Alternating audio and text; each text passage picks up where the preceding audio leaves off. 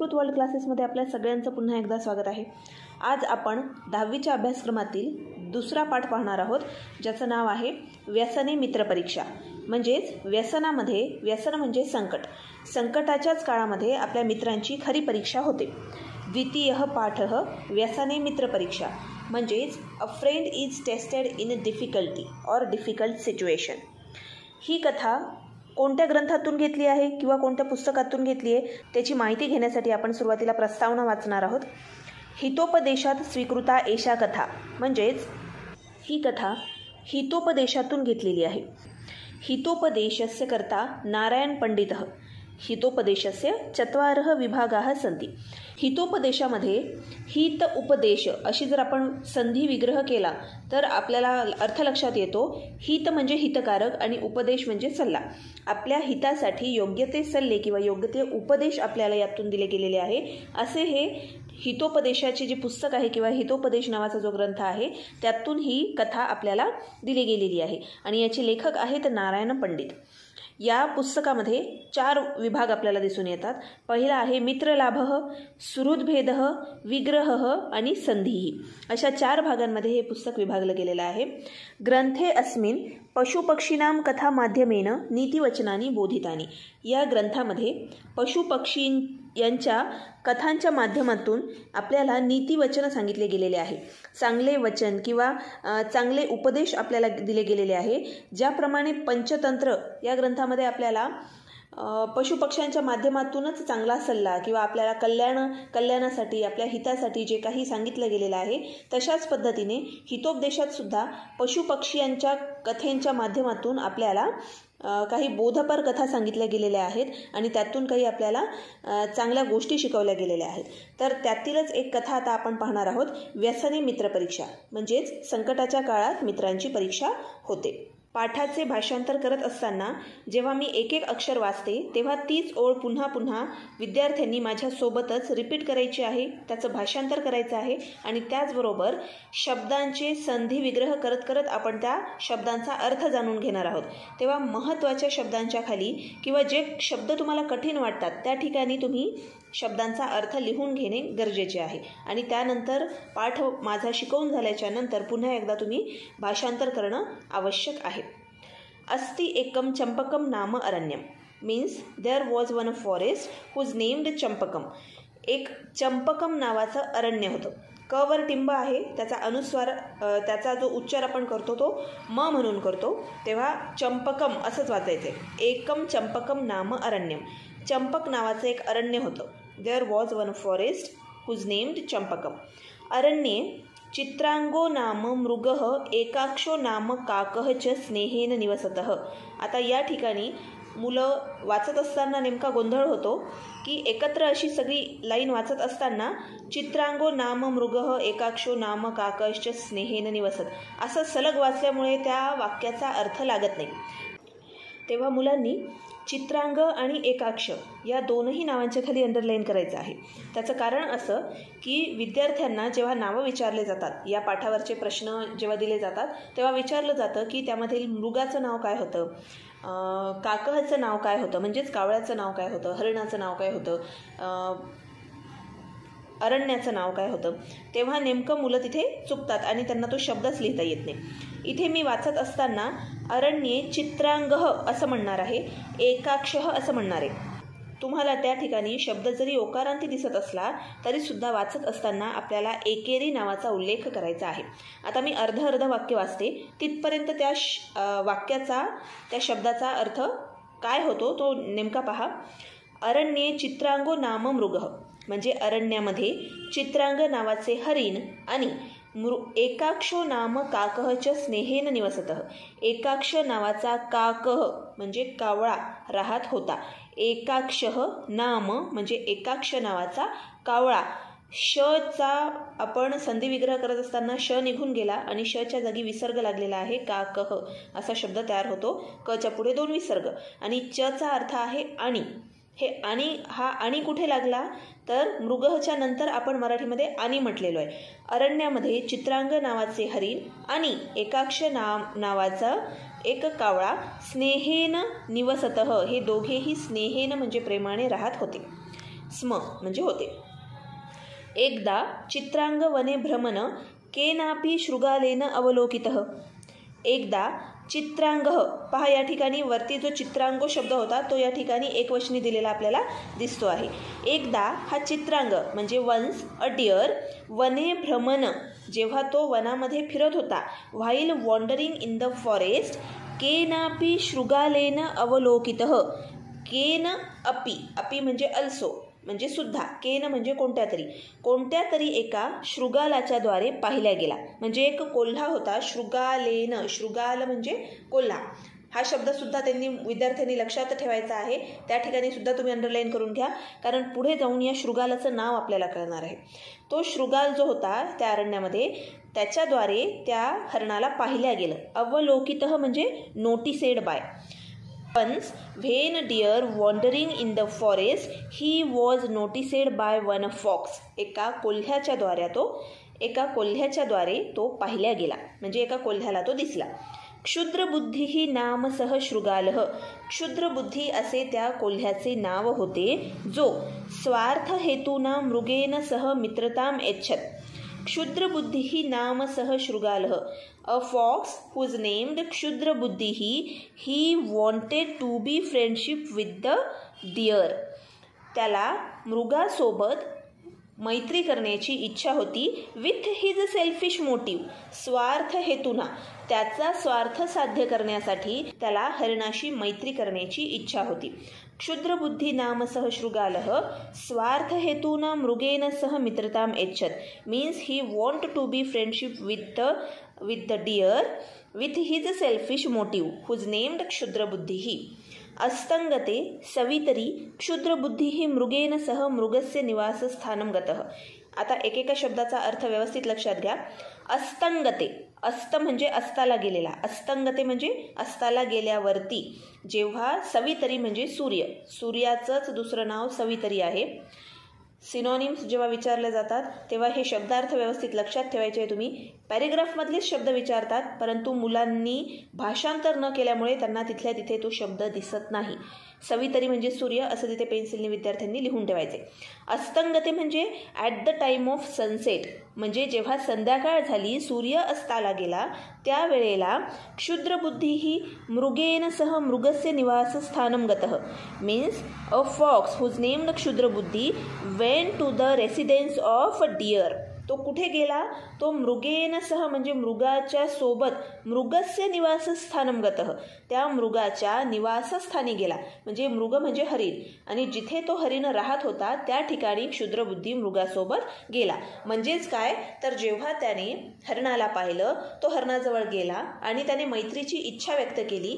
दोघांमध्येही मैत्री झाली आणि त्यानंतर ते हरिण त्या कोल्ह्याला घेऊन आपल्या घराकडे निघाला at the time of sunset.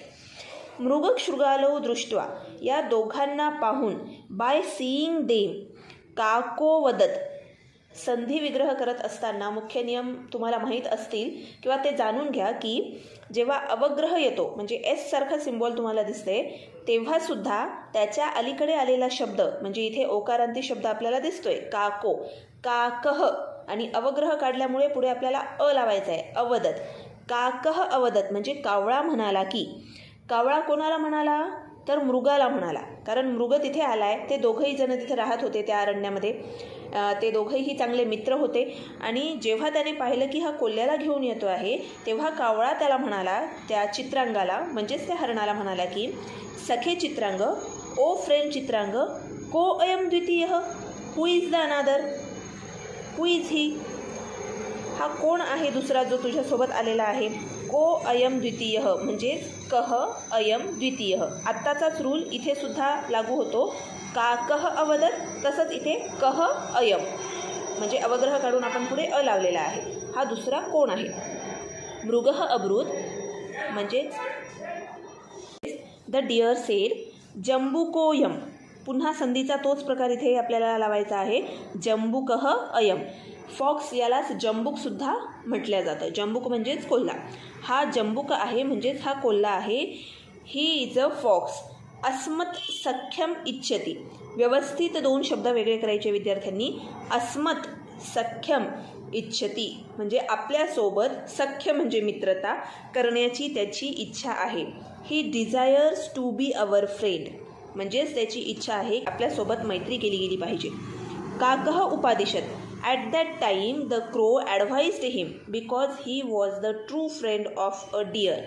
तेव्हा कावळ्याने त्याला एक उपदेश केला, एक सल्ला दिला जो अतिशय महत्त्वाचा आहे. आणि पुढचं जे वाक्य आहे, जे त्याने उपदेश केलेला आहे, जो उपदेश आहे ते वाक्य काय आहे तर त्याला सुद्धा तुम्ही अंडरलाईन करा. अकस्मात आगंतुनासह मित्रता न युक्ता.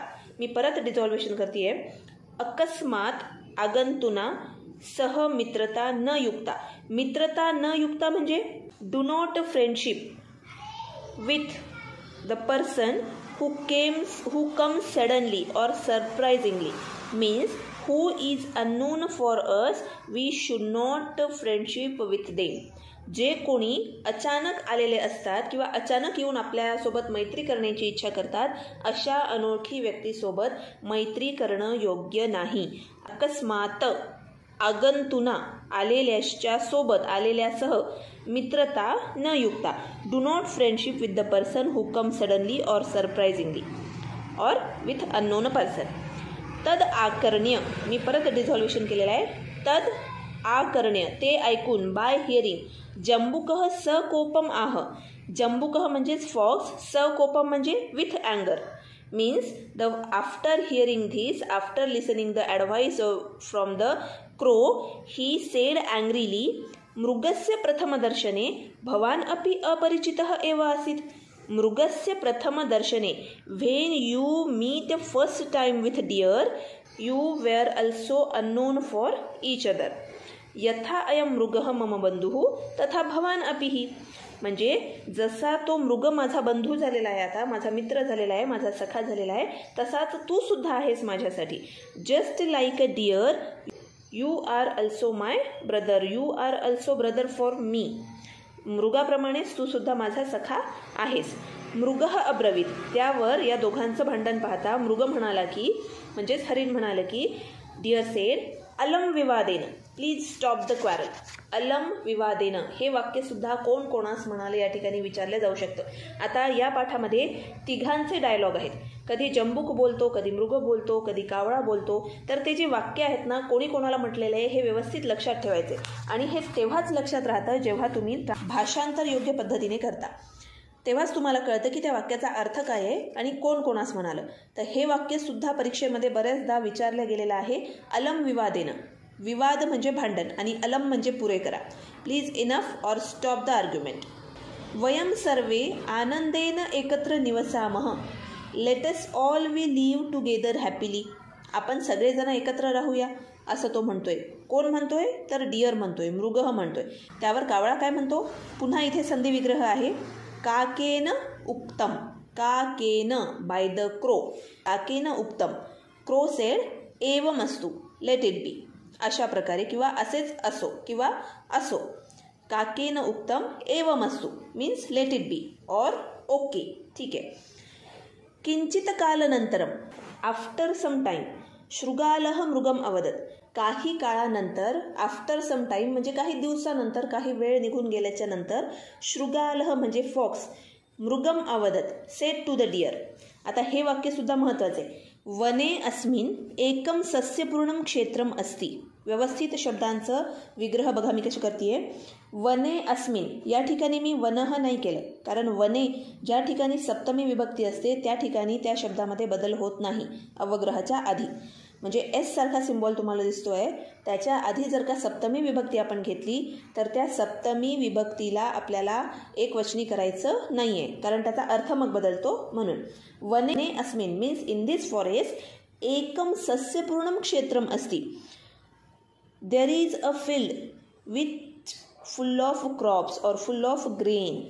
एक असं ठिकाण आहे, एक असं फील्ड आहे, एक असं क्षेत्र आहे की जे पूर्णपणे धान्याने भरलेलं आहे. Which is full of grains. दर्शयामी त्वाम, लेट मी शो यू. मी तुला दाखवणार आहे किंवा मी तुला दाखवतो, चल.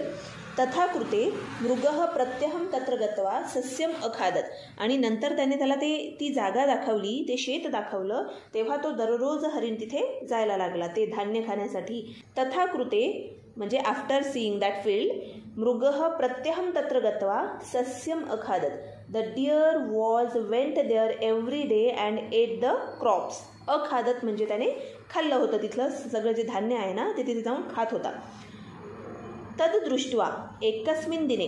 तद दृष्ट्वा, दृष्ट्वा म्हणजे त्वांत अव्यय आहे. त्वा म्हणजेच त्वा या शब्दाची संधी होऊन त्वा झालेला आहे. तत् दृष्ट्वा बाय सीइंग धिस. एकस्मिन दिने वन डे क्षेत्रपतीना. क्षेत्रपती म्हणजे त्या जमिनीचा मालक, ओनर ऑफ द लँड. पाशः योजितः ही अरेंज्ड अ ट्रॅप. त्याने एक ट्रॅप योजला, एक ट्रॅप अरेंज केला किंवा एक प्लॅनिंग केलं. कशासाठी? तर त्या हरणाला पकडण्यासाठी. कारण ते हरिण त्याच्या शेतातलं धान्य खराब करत होतं असं त्याला वाटलं म्हणून.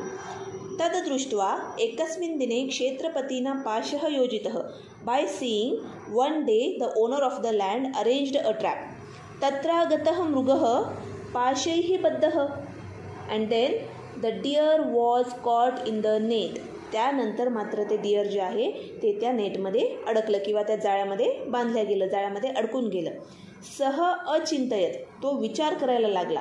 कोण विचार करायला लागला? तर डिअर. तिथे अडकल्याच्या नंतर त्याच्या लक्षात आलं की आपण इथे अडकलं गेलो आहे, ते कशामुळे, कोणामुळे? पाशैही बद्ध म्हणजे बांधल्या गेला, आणि पाशैही म्हणजे त्या पाशामध्ये, पाशाच्या द्वारे म्हणजे त्या जाळ्याच्या द्वारे किंवा दोरखंडाच्या मध्ये तो अडकल्या गेला.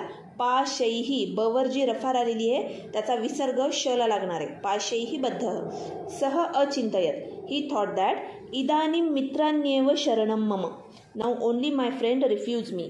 आता फक्त माझा मित्रच मला वाचवू शकतो, मला त्याला शरण जायला पाहिजे. म्हणजेच त्याला त्याच्या खऱ्या मित्राची आठवण यायला लागली की आता कावळाच मला वाचवू शकतो असं त्याचं म्हणणं होतं. दूरात तत्पश्यन. दुरूनच त्याला पाहून जंबुकः मनसी आनंदितः. आता त्याच्याकडे कोणाचं लक्ष होतं? तर जंबुकाचं लक्ष होतं. त्याने जंबुकाने हरिणाशी मैत्री याचसाठी केली होती की काही काळानंतर त्याला हरणाला मारून त्या हरणाचं मांस खायचं होतं. म्हणजेच त्या हरणाला खायचं होतं, त्याला शिकार बनवायचं होतं. आणि त्याला असं जाळ्यात अडकलेलं पाहून तो मनामध्ये आनंदित झाला. दूरात पंचमी विभक्ती. From far away. तत्पश्यन हॅव्हिंग सीन. जंबुकः मनसी आनंदितः. He was very happy. Means the fox was very happy having seen from the far away. दुरूनच त्याला पाहून तो अतिशय आनंदित झाला. सो चिंतयत. पुन्हा इथे तीच संधी आहे, सह अचिंतयत. आणि तो विचार करायला लागला की फलितम मे मनोरथः.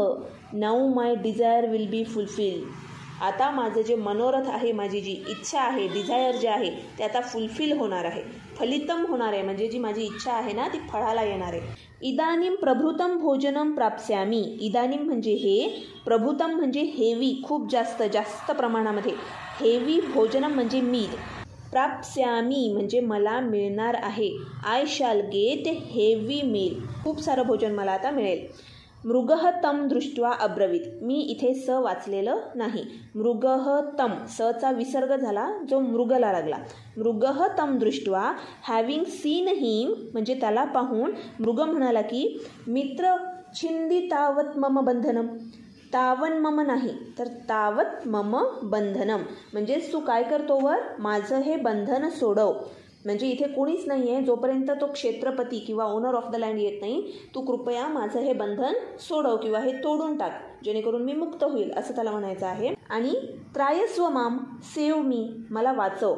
जंबुको दूरात एव अवदत. परत संधी विग्रह आहे इथे. जंबुकः दूरात एव अवदत. दूरात म्हणजे पंचमी विभक्ती, त लागलाय. दुरूनच, from far away.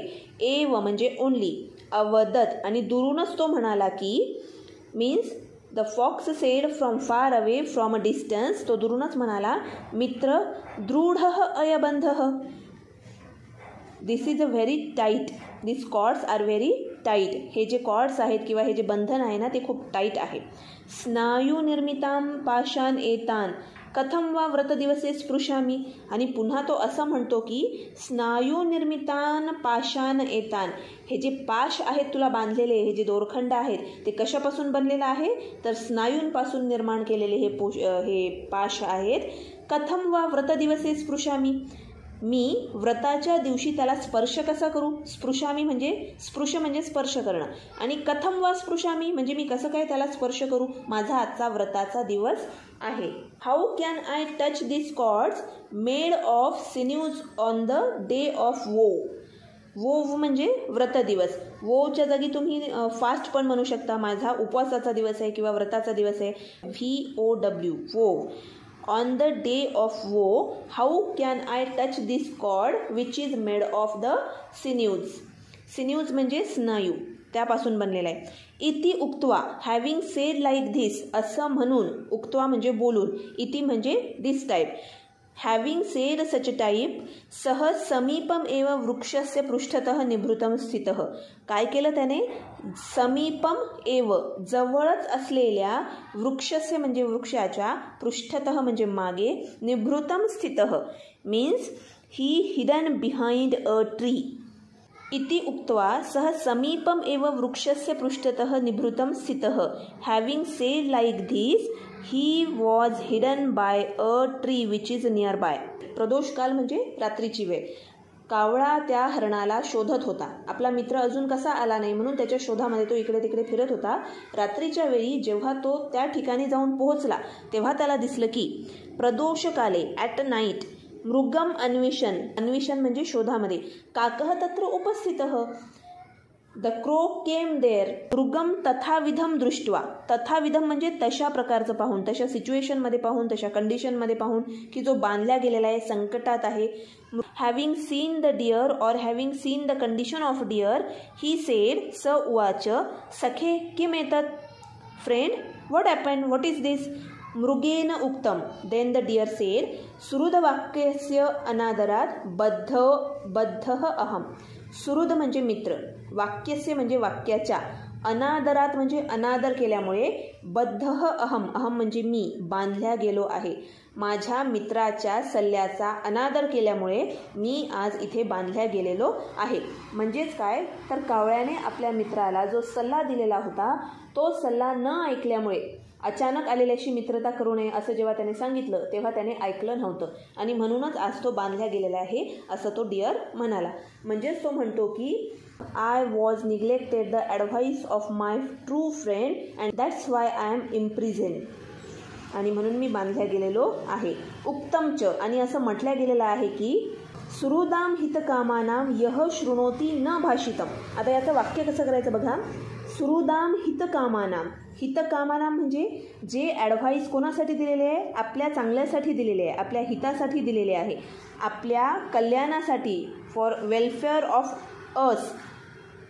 The advice of our friends. सुहृदाम म्हणजे मित्र, हितकामानाम त्यांचे जे ॲडव्हाइस आहे, the advice of our friends which are welfare for us. यह न शृणोती, हू डज नॉट लिसन. विपत सन्निहिता तस्य म्हणजेच त्याची, विपत सन्निहिता संकटात सापडलेल्या, विपत म्हणजे संकट, सन्निहिता तस्य त्याच्या जवळ येते. सुहृदाम हितकामानाम भाषितम यह न शृणोती. यह म्हणजे जो, न शृणोती म्हणजे ऐकत नाही. काय ऐकत नाही तर भाषितम म्हणजे सांगितलेलं. काय सांगितलेलं? मित्रांच्या द्वारे हितकामानाम म्हणजे हितकारक जे आहे ते जो कोणी ऐकत नाही, तस्य सन्निहिता विपत. तस्य सन्निहिता म्हणजे तो संकटाच्या जवळ पोहोचतो. विपत सन्निहिता संकट त्याच्याजवळ आल्याशिवाय राहत नाही. सह नरः शत्रुनंदनः आणि तो आपल्या शत्रूला आनंदित करतो. स नरः म्हणजे तो मनुष्य जो ऐकत नाही आपल्या मित्रांची चांगली सांगितलेली गोष्ट, ते शत्रुनंदनः आपल्या शत्रूला आनंद देतात.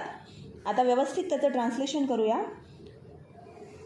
Who does not listen the advice of his true friend, which advice is welfare for him, calamity is near by him, and he makes his enemy happy. आणि तो त्याच्या शत्रूला आनंदित करतो. काकः अब्रूत, कावळा म्हणाला की स वंचकः क्वास्ते. स वंचकः, वंचकः म्हणजे चीटर, क्वास्ते म्हणजे कुत्र असते, कुठे आहे तो, तो चीटर कुठे आहे, where is he, the cheater. मृगेन उक्तम, मन्मासार्थिं तिष्ठति अत्र एव. व्यवस्थित संधी विग्रह करा. मृगेण उक्तम म्हणजे मृगाच्या द्वारे बोलल्या गेलं की देन द डिअर सेड मन्मासार्थी, मन मांसार्थी माझ्या मांसाची इच्छा करणारा तो, for the desire of my meal. तिष्ठती अत्र एव वेटिंग हिअर ओनली. तिष्ठती अत्र एव वेटिंग, तिष्ठती म्हणजे उभा आहे, अत्र एव हिअर ओनली इथे जवळच तो तिथे उभा आहे, जो माझ्याकडून मिळणाऱ्या त्या जेवणाची वाट पाहतो आहे. काकः उक्तवान, क्रो सेड उपायः तावत् चिंतनीयः, the solution should be thought about. अथ प्रभाते क्षेत्रपतिः लघुहस्तः आगच्छन्.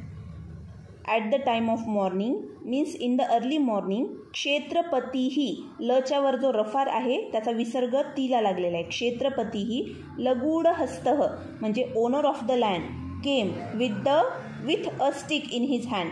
त्याच्या हातामध्ये एक काठी घेऊन तो तिथे येत होता. आगच्छन आला. काकेन अवलोकितः, काकेन म्हणजे कावळ्याच्याद्वारे तो पाहिला गेला. Means the owner of the land coming with the stick in his hand seen by the crow. तम आलोक्य काकेन उक्तम, having seen him he said to the deer. काकेन उक्तम त्याने मृगाला सांगितलं की सखे मृग, ओ फ्रेंड डिअर, त्वम आत्मानं मृतवत संदर्शयः. What should you do now, तुला आता काय करायला पाहिजे. You have to be seen that you are like a dead, to show yourself like you are dead. तू आता मृत पावलेला आहेस असं तू दाखव. वातेन उदरम पूरयित्वा means filling up the stomach, means filling up the air in the stomach. पादान स्तब्धीकृत्य तिष्ठः, by making the legs motionless you wait here only. वातेन उदरम, वात म्हणजे हवा, हवेच्याद्वारे, उदर म्हणजे पोट, पोटामध्ये हवा भरून घेऊन पादान स्तब्धीकृत्य, पायांना तू स्तब्धीकृत्य करायचं आहे. स्तब्धीकृत्य करून म्हणजेच काय तर स्टॅच्यू असं दाखवून, म्हणजे अजिबात हालचाल न करता, हातापायांची हालचाल न करता तू स्तब्ध तिथेच पडून राहा. त्वम आत्मानं मृतवत संदर्शय, मृतवत म्हणजे मेल्याप्रमाणे, संदर्शय म्हणजे दाखव. Show yourself as if you are dead. And then filling up the stomach, filling up the air in the stomach with the filling up the stomach with the air and making the legs motionless.